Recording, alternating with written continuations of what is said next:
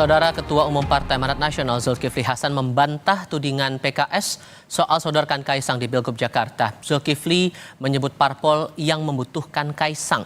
Zulhas menegaskan Jokowi tidak pernah menyodorkan nama Kaisang, justru menolak ketika Ketua Umum Parpol menyodorkan nama putranya untuk Pilkada Jakarta. Zulhas bilang nama putra Presiden Jokowi muncul karena partai politik yang membutuhkan Kaisang sehingga mendekat ke Jokowi.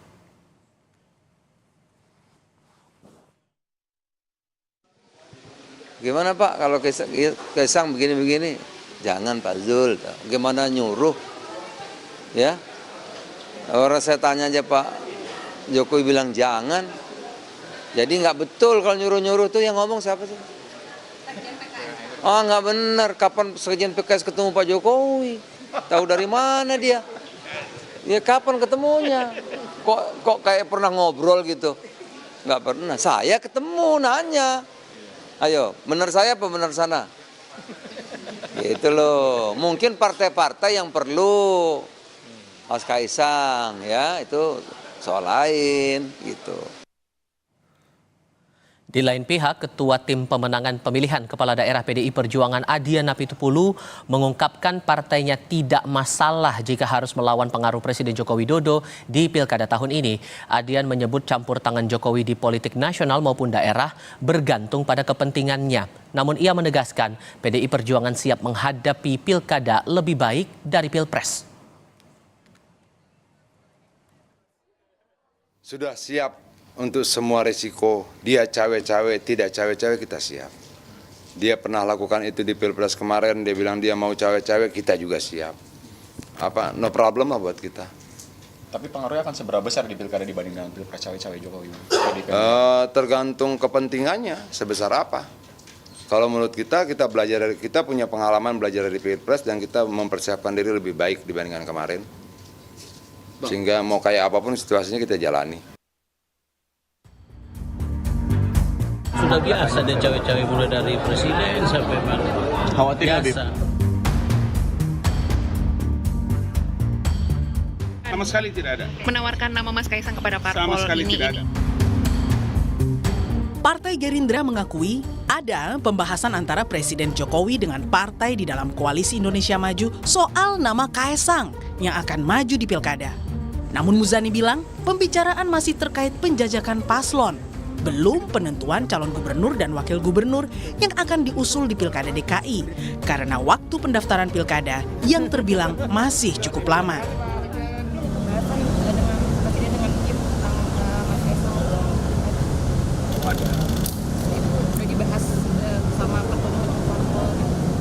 Ya, karena waktunya masih cukup panjang juga terus dilakukan exercise. Coba kalau ini. Apa tanggapan dari Pak Presiden, Pak? Tanggapan dari Pak Presiden bagaimana mengenai pembahasan dengan Mas Kaisang? Tadi sih nggak bahas itu. Enggak, maksudnya sebelumnya Pembahasan dengan Mas Kaisang. Sampai kemarin Sekjen PKS bilang nyodorin nama. Saya belum nanya kepada Pak Jokowi tentang nama itu. Sebelumnya, tudingan cawe-cawe Presiden Jokowi di Pilkada Jakarta mendatang dilontarkan Sekjen PKS Abu Bakar Al-Habsyi. Ia menyebut Jokowi menyodorkan nama Kaisang Pangarep ke sejumlah partai politik untuk diusung menjadi cawagup di Pilgub Jakarta 2024. Mungkin soal isu cawe-cawe Pak Jokowi di Pilkada ini kan Sudah biasa dia cawe-cawe mulai dari presiden sampai mana. Khawatir Biasa. Jadi nggak ada masalah, biar aja. karena nanti kalau misalnya Pak Jokowi nyodorin Kaisang jadi wakilnya RK misalnya. Sudah nyodorkan. Sudah nyodorkan. Ketua Umum PSI Kaisang Pangarep membantah pernyataan Sekjen PKS itu yang menyebut Presiden Jokowi menyodorkan namanya ke sejumlah parpol untuk diusung di Pilgub Jakarta. Kaisang menyebut pernyataan Sekjen PKS itu adalah kebohongan publik. Melalui keterangan tertulis pada Jumat 28 Juni, Kaisang mengatakan Pak Sekjen PKS tidak bicara sesuai fakta. Pak Jokowi tidak pernah menawarkan nama saya ke partai-partai. Silakan cek atau sebut partai mana yang pernah ditawari Pak Jokowi. Cara-cara seperti itu tidak baik dan ini merupakan pembohongan kepada publik. Senada dengan Kaisang, staf khusus Presiden Grace Natali membantah tudingan PKS soal cawe-cawe Jokowi untuk mengusulkan Kaisang ke Koalisi Indonesia Maju. Grace menegaskan urusan pilkada menjadi ranah partai politik, bukan presiden. Pak Presiden tidak ikut campur di dalam pilkada. Pilkada itu ranahnya para partai-partai, khususnya ketua umum partai. Kalau kita bicara soal pencalonan, tentunya di situ akan diperhitungkan popularitas dari masing-masing tokoh, kursi dari partai-partai ada berapa, apakah bisa koalisi dan tidak dan sebagainya gitu. Jadi sekali lagi kami tegaskan bahwa tidak ada dari Pak Presiden ikut campur dalam hal-hal terkait pilkada. Usai PKS resmi mendeklarasikan dukungan untuk Anies maju di Pilkada DKI Jakarta, lantas apakah Jokowi masih berperan untuk menentukan siapa yang akan diusung Koalisi Indonesia Maju di Pilkada DKI Jakarta? Tim Liputan Kompas TV.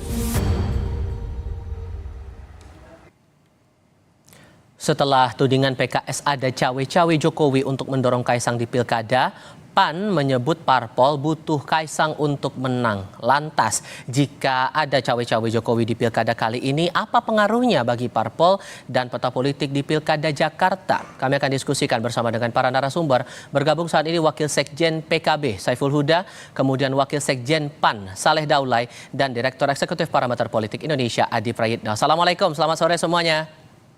Waalaikumsalam warahmatullahi wabarakatuh. Terima kasih seluruhnya sudah hadir dalam diskusi KB kali ini. Bang Saleh, saya mau ke Anda dulu. Kemarin Pak Muzani sempat bilang bahwa sudah ada pembahasan soal Kaisang antara Pak Jokowi dengan Partai K. Memang sedalam apa pembahasannya waktu itu, Bang?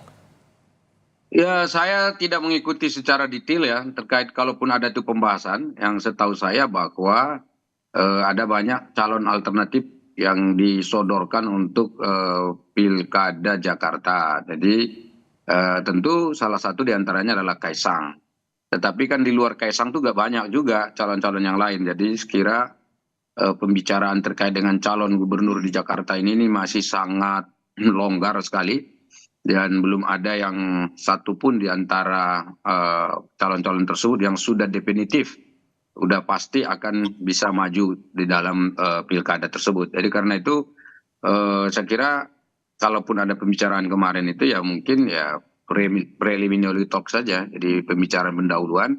Dan saya tidak tahu dan tidak dapat informasi detailnya seperti apa kalaupun ada pembicaraan tersebut. Seperti itu. Karena kan sejauh ini yang saya pahami bahwa Pak Zulhas beberapa kali sudah sempat meminta juga kepada Pak Jokowi gitu untuk dapat memberikan restu Kaisang maju di pilkada, tapi Pak Jokowi tidak berkenan untuk itu. Sampai sekarang pun Pak juga masih mengupayakan bahwa Kaisang ini coba diupayakan untuk masuk ke Pilgub Jakarta? Jadi kalau Partai Amanat Nasional itu kan sebetulnya ingin melihat bagaimana agar pada Pilkada Jakarta ini kami memperoleh kandidat yang terbaik untuk didorongkan menjadi salah satu pasangan calon. Jadi kalaupun misalnya Bang Zul mendorong Kaisang itu tentu dengan pertimbangan-pertimbangan yang saya kira sangat penting ya, termasuk diantaranya representasi kalangan muda di Jakarta yang kita lihat dari Kaisang ini sebetulnya adalah representasi tersebut. Kemudian Kaisang ini sendiri sekarang adalah ketua umum partai politik yang saya kira suaranya juga lumayan dan cukup besar ya di Jakarta. Dan kemudian ada Koalisi Indonesia Maju yang juga bisa diajak berbicara untuk mencari peluang dan kemungkinan di mana nanti Kaisang ini dengan pasangan calonnya bisa diusung secara bersama-sama. Secara elektoral secara elektabilitas juga dilihat demikian, Bang. Karena beberapa pandangan melihat bahwa elektabilitasnya Kaisang tidak terlalu signifikan juga sebetulnya dibandingkan tokoh yang lain. Ini kan saya katakan tadi ini pemilunya pilkadanya masih lama.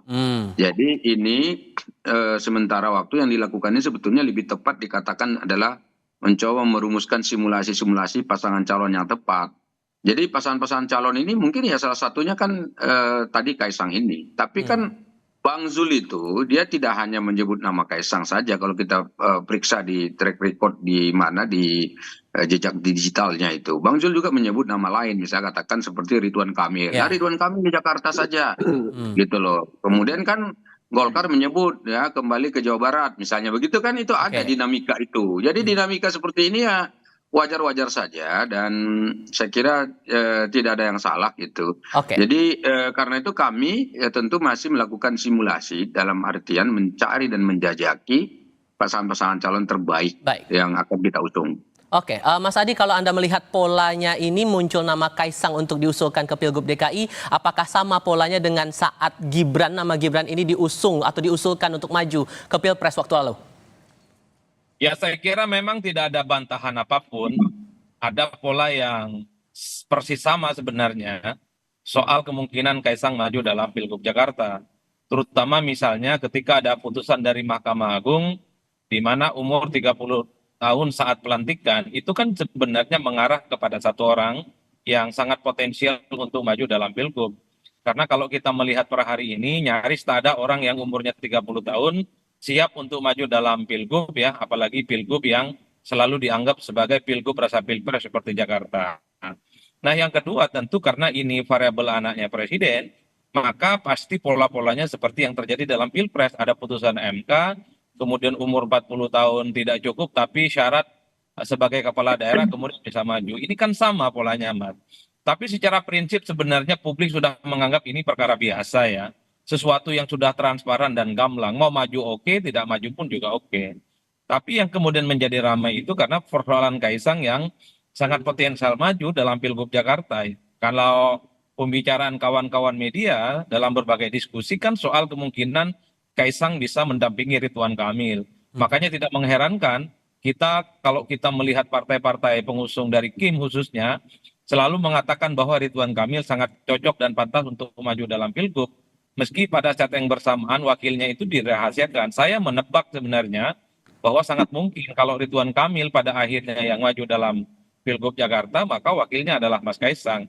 Apa yang kemudian membuat Mas Kaisang itu dibicarakan dalam Pilgub Jakarta? Ya tentu karena faktor anak presiden yang jauh lebih dominan dibanding yang lain. Kalau persoalan ketum partai dan elektabilitas, ya saya kira kader-kader partai yang lain jauh lebih banyak. Misalnya kader-kader PAN banyak, ada Mbak Zita Anjani, ada Eko Patrio yang saya kira memang pengalaman politiknya juga panjang, kaderisasi dan pengamalan politiknya juga mantap gitu ya. Di Gerindra kan banyak nama, ada misalnya Pak Riza Patria, mantan wakil gubernur ya, sekarang ketua DPD Gerindra Jakarta, ada Mbak Rahayu Saraswati, begitupun dengan Partai Demokrat, kan sudah muncul nama Johnson Sitindaun. Itu artinya apa? Nama Kaisang ini kemudian menjadi relevan diperbincangkan karena persoalan Mas Kaisang ini adalah anak presiden saat ini. Mas Huda, Anda juga sempat bereaksi waktu itu soal PKS yang langsung ambil sikap untuk memasangkan Mas Anies langsung dengan Pak Sohibul Hinan dan Anda merasa bahwa itu sebagai upaya mengunci dalam tanda kutip. Apakah dengan begitu ada langkah yang diambil PKB kemudian untuk berubah haluan, tidak lagi mendukung Anies dan tampaknya berpeluang untuk mendukung tokoh yang lain begitu? Belum. Jadi itu hanya kritik kita aja terhadap teman-teman PKS. Bahwa ketika partai belum mendapat golden ticket, bagusnya hanya mengusung satu posisi, tidak langsung memborong dua posisi sekaligus. Itu yang pertama. Yang kedua, PKB memang masih mempertimbangkan dua nama. Ada nama Mas Anies dan ada nama Mbak Ida Fauzia. Kami sedang simulasikan terus terkait dua nama ini. Semoga dalam waktu pendek sudah bisa diputuskan. Kalau dari PKS juga menduga sudah ada cawe-cawe Jokowi untuk pilkada. Kalau dari PKB juga merasa ada hal demikian juga dan polanya dirasa sama dengan Pilpres waktu lalu? Enggak, kira-kira begini. Keputusan politik itu kan dominan dipengaruhi oleh dua hal sebenarnya. Kondisi objektif dan kondisi subjektif para pimpinan kita. Jadi Bang Soleh Daily misalnya menyebut nama Kaisang, saya kira itu kan bagian dari menjaga fatsun karena sudah membangun koalisi dengan Kim dan menjadi bagian dari koalisi itu, dan di dalamnya kan ada PSI.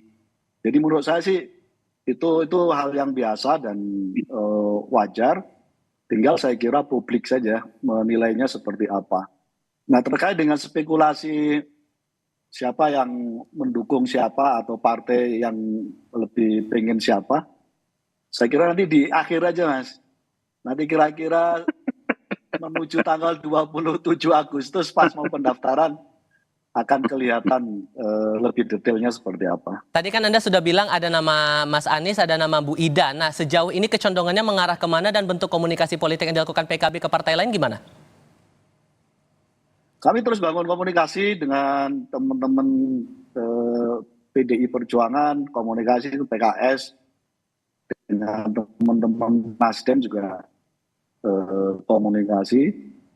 Tapi semangatnya sekali lagi kita ingin Jakarta dapat pemimpin yang baik, Jakarta dapat pemimpin yang mengerti bagaimana supaya setelah atau pasca tidak menjadi ibu kota negara itu tetap eksis dan tetap menjadi tempat di mana semua warga Indonesia bisa bekerja dengan baik di Jakarta. Oke, tapi kalau hitungan per hari ini, kita paham bahwa kondisinya masih cair begitu. Dari partai juga melihat waktunya masih lama untuk proses pendaftaran Cagup-Cawagup. Tapi terhitung untuk hari ini, apakah ada peluang begitu bagi PKB akan berkoalisi dengan PKS dan PDI Perjuangan? Karena PDI juga menyatakan nama Anies masuk radar nih. Mas Huda? Sementara ini komunikasi kami dengan mereka.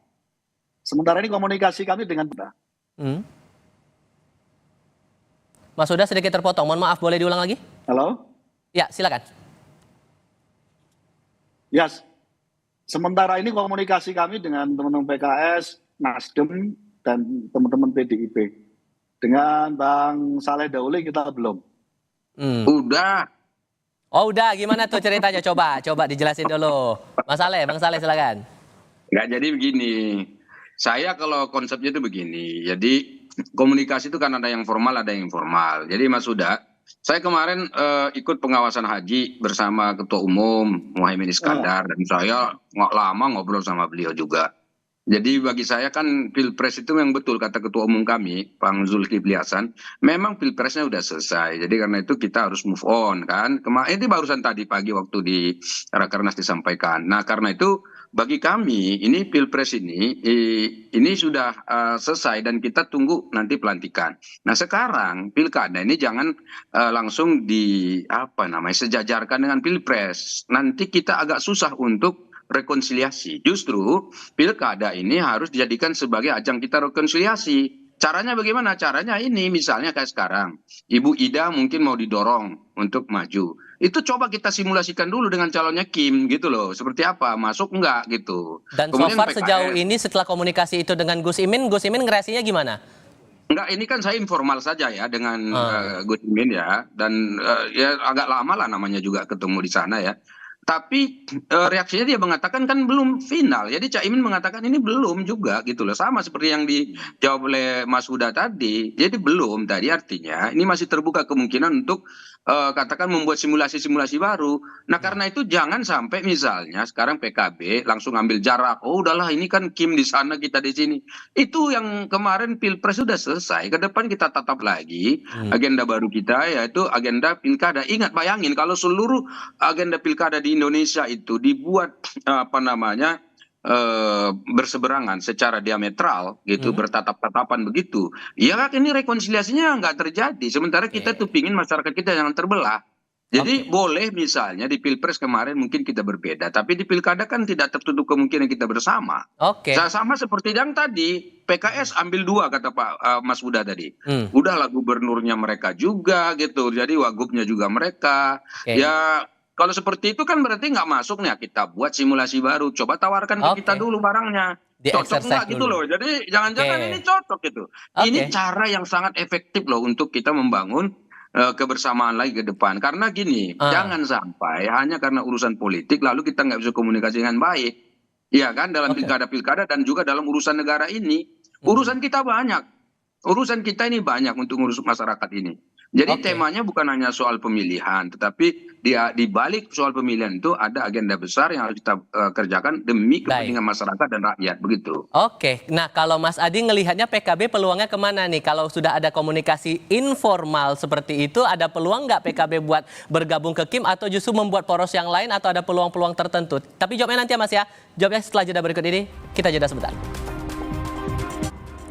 Melanjutkan pertanyaan saya tadi, Mas Adi. Jadi kalau melihat sudah ada komunikasi informal itu antara Gus Imin dengan PAN, peluangnya gimana? PKB apakah akan gabung ke Kim atau ada peluang lain?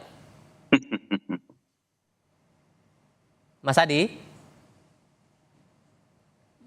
Oke. Kita coba perbaiki komunikasi kami dengan Mas Adi Prayitno. Tapi sebelumnya kami ajak Anda dulu, para narasumber dan pemirsa Kompas TV, untuk melihat dulu pernyataan dari Sekretaris Jenderal PDI Perjuangan Hasto Kristianto yang baru-baru ini menyatakan proses cawe-cawe Jokowi di politik nasional maupun daerah sudah berlangsung lama dan disampaikan langsung oleh Jokowi sendiri. Kita coba disimak dulu. Siapa yang khawatir? Kalau seandainya Pak Jokowi akan... Jadi proses cawe-cawe kan sudah diikuti lama. Proses cawe-cawe di dalam Pilpres, dan itu yang menyampaikan Pak Jokowi sendiri, bukan orang lain. Nah, sehingga di dalam menentukan pemimpin, itu rakyatlah yang punya kedaulatan di dalam melakukan suatu cawe-cawe yang sesungguh-sungguhnya. Mas, tapi kalau Mas Kaisang maju di Pilkada Jakarta gimana nih, Mas? Ya, tanya PSI, ya. Kami tanya tentang PDI Perjuangan. Menurut ya. Mas itu terlalu cepat nggak sih untuk Mas Kaisang? Ya, tanya PSI, ya. Saya coba cek dulu audio saya dengan Mas Adi Prayitno. Mas Adi mendengar suara saya, Mas Adi? Mas Adi? Oke, kita coba perbaiki lagi. Bang Saleh, saya kasih giliran merespon dari pernyataan tadi. Cawe-cawe Jokowi katanya sudah berlangsung lama, kata Mas Hasto. Jadi dulu saya ingat betul ya, ketika Presiden Jokowi menyampaikan istilah cawe-cawe itu kan jadi muncul reaksi ya dari masyarakat dan juga para pembaca berita lah semacam itu. Ada dua makna waktu itu yang disampaikan lah. Tapi salah satu makna yang penting di situ sebetulnya yang dimaksudkan cawe-cawe itu adalah Pak Jokowi ingin memfasilitasi agar proses pergantian kepemimpinan baik di tingkat pusat maupun di daerah itu berjalan dengan baik sesuai dengan aturan perundang-undangan. Jadi yang dimaksudkan cawe-cawe itu adalah menyediakan fasilitas yang sesungguhnya sesuai dengan ketentuan demokrasi yang kita anut di Indonesia. Jadi karena itu dari sisi ini maka tidak ada yang salah sebetulnya dari aspek cawe-cawe itu. Kemudian yang kedua, kita kan sudah melakukan Pilpres nih ya, udah kelihatan. Jadi yang dimaksudkan cawe-cawe itu sendiri kan sudah dipersoalkan juga. Bahkan itu sampai ke Mahkamah Konstitusi juga kalau misalnya kita lihat ya. Walaupun tidak menggunakan istilah cawe-cawe, tapi oleh Mahkamah Konstitusi sampai hari ini saya kira Presiden Jokowi dianggap tidak katakanlah terlibat langsung untuk mencampuri dan juga katakanlah memenangkan salah satu kandidasi di dalam Pilpres yang kemarin. Memang Pak Jokowi itu kan waktu dia menyatakan istilahnya ya, dia memfasilitasi ini, dia mengatakan dia kan sebagai warga negara juga punya hak politik. Sebagai warga negara punya hak politik dan punya istilahnya kecenderungan misalnya untuk berpihak. Dan itu sangat wajar gitu. Tetapi memang tidak boleh menggunakan fasilitas negara yang memang di mana fasilitas negara itu eksklusif, itu hanya untuk mengurus negara. Ya, di mana presiden kita adalah Presiden Jokowi. Tapi ada pandangan kritis karena ada pelibatan anak presiden yang ikut serta dalam agenda-agenda pemilu gitu, Bang. Kalau anak presiden yang ikut itu kan juga sebetulnya sah saja kan, buktinya kan dalam ketentuannya ada dan tidak ada satu aturan pun yang dilanggar, sudah dicoba diuji di mana-mana saya kira, dan itu perdebatannya kan sudah ada dan capek misalnya kalau kita ulangi lagi perdebatan itu, tapi yang jelas itu sudah disahkan dan semua kita sudah menerima hasil itu. Jadi kalaupun misalnya anaknya ikut, itu bukan berarti di belakangnya dia cawe-cawe gitu. Sebetulnya kan tinggal mencari pembuktian-pembuktian saja soal terkait itu. Nah, ada dugaan mungkin saja karena Pak Jokowi ini mungkin popularitasnya masih sangat bagus, akseptabilitasnya tinggi dan seterusnya, dan itu bisa mempengaruhi misalnya seperti itu kepada akseptabilitas anaknya, itu bisa saja terjadi. Dan saya kira juga dalam sejarah politik dunia juga begitu. Biasanya kalau ayahnya terkenal, anak-anaknya di belakangnya ikut berpolitik kemudian juga ikut berpengaruh misalnya gitu, seperti keluarga Kennedy misalnya di Amerika sampai sekarang kan orang masih mengenal nama itu dan keturunannya yang berpolitik juga dikenal misalnya gitu. Jadi sejarah-sejarah itu mungkin ada, apalagi ayahnya masih hidup sekarang ini, masih semasa begitu loh. Jadi mungkin ini yang tidak. Bang Saleh, itulah maka Halo. Oke, Karena silakan itu lanjutkan, Bang. Karena itu saya kira keterlibatan anaknya dalam kontestasi pilkada hari ini itu pun tidak bisa kita langgar karena kita tidak boleh larang. Kenapa? Kalau kita larang justru kita yang melanggar undang-undang. Oke. Ya kan itu hak dia. Baik, siap. Kalau hak dia berarti ya kita berikan kesempatan sama dengan saya. Andai kata saya tidak dibolehkan untuk maju itu kan juga melanggar. Oke, sudah saya tangkap. Ya. Tahan dulu di situ, Bang. Saya harus kasih giliran ke Mas Adi karena tadi terpotong. Mas Adi sudah bisa mendengar suara saya ya? Ya, Mas. Oke, melanjutkan pertanyaan saya sebelumnya. Kalau sudah ada komunikasi informal antara PKB dengan PAN, ini ada kemungkinan nggak PKB bakal gabung ke KIM? Atau ada peluang lain sebetulnya? Kalau secara prinsip PKB itu akan berkoalisi dengan siapapun yang mau menerima kadernya untuk bisa maju dalam pilkada. Entah sebagai calon gubernur ataupun calon wakil gubernur. Kalau membaca chemistry politiknya, PKB ini kan tertarik sama Anies. Agak sedikit deadlock potensialnya itu karena wakilnya dari PKS. Andai Anies dan Saiful Huda misalnya, atau Anies dengan Ida Fauzia, saya kira jadi ini barang. Bikin happy itu PKB kan. Yang membuat rumit itu adalah karena PKB itu punya keinginan untuk memajukan kadernya sendiri. Oleh karena itu, kalau memang Anies itu tidak tertarik dengan kader dari PKB dan lebih memilih dari kader PKS, misalnya bukan tidak mungkin. PKB itu seperti yang disampaikan secara terbuka akan membentuk poros politik tersendiri dengan PDIP. Apalagi misalnya PDIP dan PKB saling gayung bersambut bahwa kedua partai ini sudah bisa berkoalisi memajukan kader sendiri bukan hanya di Jakarta tapi juga di Jawa Timur. Ini kan menjadi tanda-tanda. Yang saya sebutkan adalah ya siapapun sebenarnya partai politik pasti kader terbaiknya itu punya keinginan dimajukan di Pilkada Jakarta. Saya membaca per hari ini kader PKB wajib hukumnya maju. Disitulah kemudian kalau memang Kim menawarkan ada kader PKB yang dilamar misalnya begitu, ya saya kira Bang Saiful Huda pun akan mengatakan ahlan wa sahlan, ini tawaran baik. Apalagi didukung oleh Kim, didukung oleh kekuatan politik, didukung oleh partai-partai yang terbukti memenangkan Prabowo dan Gibran di Jakarta. Intinya kalkulasinya untung dan rugi, Mas, yaitu sejauh mana kader PKB diterima oleh siapapun, disitulah keputusan politik itu akan berlabuh. Kalau gitu saya tanya ke Mas Huda, kalau begitu sampai namanya pun disebut peluangnya tuh. Gimana ngerespon pernyataan dari Mas Adi tadi? Ya, untuk Jakarta memang kita hanya mensimulasikan dua nama. Mbak Ida Fauzia sama Mas Anies Baswedan. Dan tentu tidak mudah ya. Sebagaimana tidak mudah Bang Saleh Daule sampai hari ini belum putus juga apakah RK akan maju di DKI atau di Jawa Barat, sama dinamikanya sama. Nah karena itu sekali lagi ukurannya adalah ya kira-kira 3 minggu menuju pendaftaran 27 Agustus akan semakin terbuka polarisasi porosnya seperti apa dan posisi PKB ada di mana. Termasuk berkoalisi dengan Kim itu? Ya tadi saya sampaikan, kebetulan secara resmi kami belum saja, jadi belum.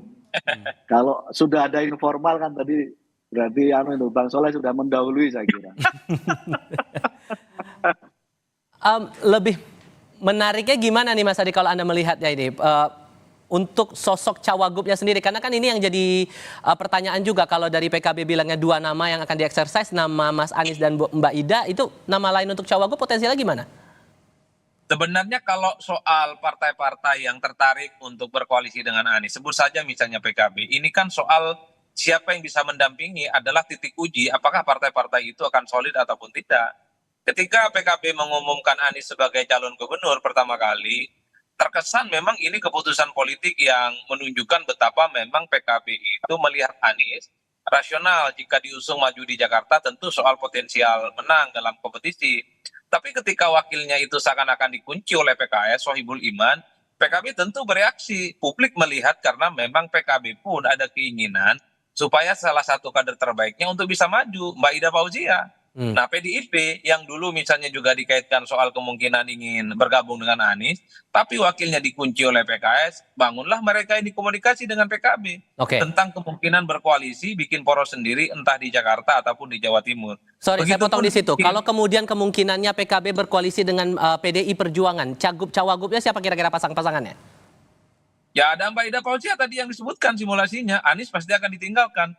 Biarkan Anies bersama PKS dan mungkin akan mencoba meyakinkan Nasdem supaya cukup kursinya sebagai pasangan calon gubernur dan wakil gubernur. Oke. PKB dan PDIP juga cukup sebagai poros politik sendiri. Ida Fauzia mungkin dengan Ahok, Ahok dengan Ida Fauzia, cocok ini bareng. Baik. Ini akan menjadi koalisi semangka, ya kan? Koalisi antara Islam dan nasionalis, merah dan hijau. Nah, tinggal di Kim. Kalau di Kim ini sebenarnya nama besarnya adalah Ridwan Kamil. Kalau informasi-informasi yang kita dengar dari kawan-kawan media, Ridwan Kamil dan Kaisang adalah proposal politik yang per hari ini itu coba untuk diyakinkan. Cuman kan problemnya Golkar per hari ini itu sangat kelihatan tidak terlampau nyaman dan tidak terlampau happy kalau RK harus di Jakarta. Jauh lebih memilih Jawa Barat yang potensi menangnya jauh lebih terbuka ketimbang di Jakarta. Oke, semua masih cair. Oke, terima kasih banyak untuk diskusinya kali ini Mas Saiful Huda, Bang Saleh Daulay, Mas Adi Praetno. Sehat selalu semuanya. Selamat sore. Ayo Mas Adi.